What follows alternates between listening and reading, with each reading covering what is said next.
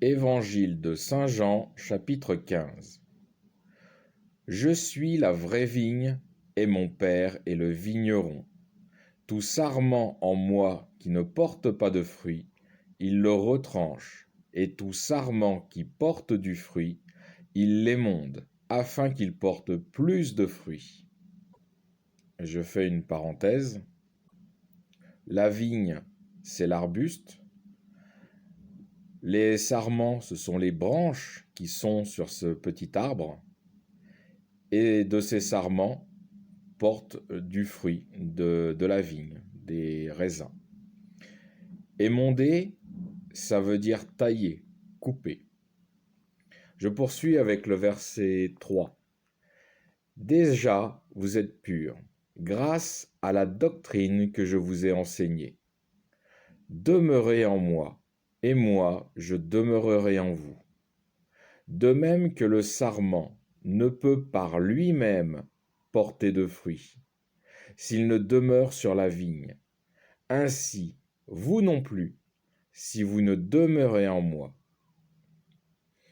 Je suis la vigne, vous êtes les sarments. Celui qui demeure en moi et en qui je demeure porte beaucoup de fruits, car sans moi, vous ne pouvez rien faire. Si quelqu'un ne demeure pas en moi, il est jeté dehors comme le sarment, et il se dessèche. Puis on ramasse les sarments, on les jette au feu, et ils brûlent. Si vous demeurez en moi, et que mes paroles demeurent en vous, demandez ce que vous voudrez, et vous l'aurez. C'est la gloire de mon Père que vous portiez beaucoup de fruits, et vous deviendrez ainsi mes disciples. Comme mon Père m'a aimé, moi aussi je vous ai aimé. Demeurez dans mon amour. Si vous gardez mes commandements, vous demeurez dans mon amour. Comme moi-même j'ai gardé les commandements de mon Père et demeure dans son amour. Je vous ai dit ces choses afin que ma propre joie soit en vous et que la joie soit pour vous accomplie. Ceci est mon commandement, que vous vous aimiez les uns les autres, comme je vous ai aimé.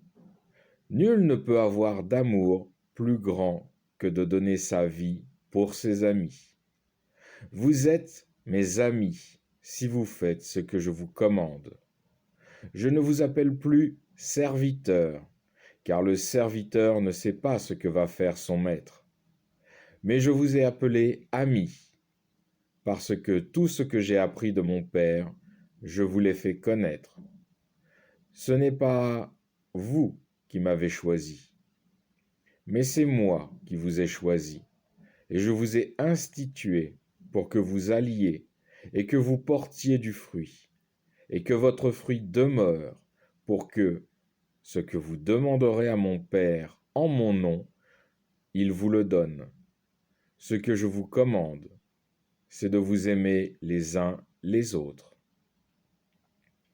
Si le monde vous hait, sachez qu'il m'a haï avant vous.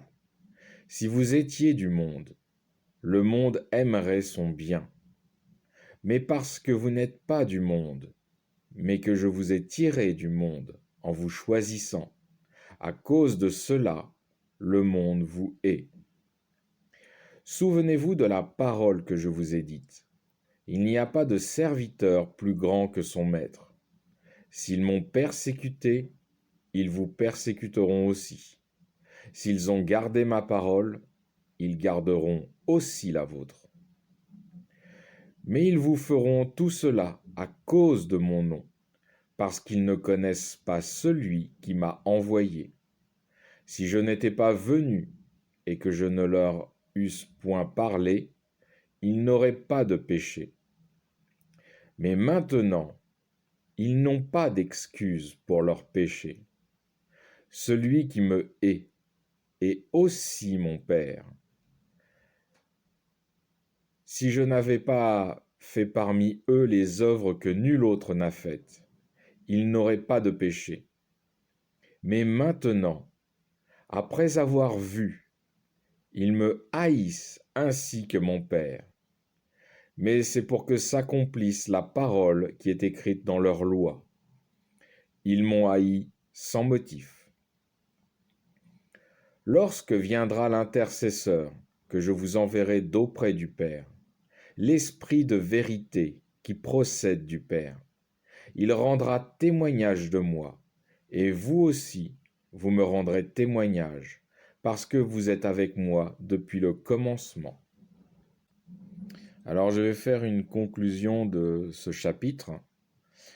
Que le Seigneur Jésus et le Père habitent notre cœur, cela dépend de notre propre volonté.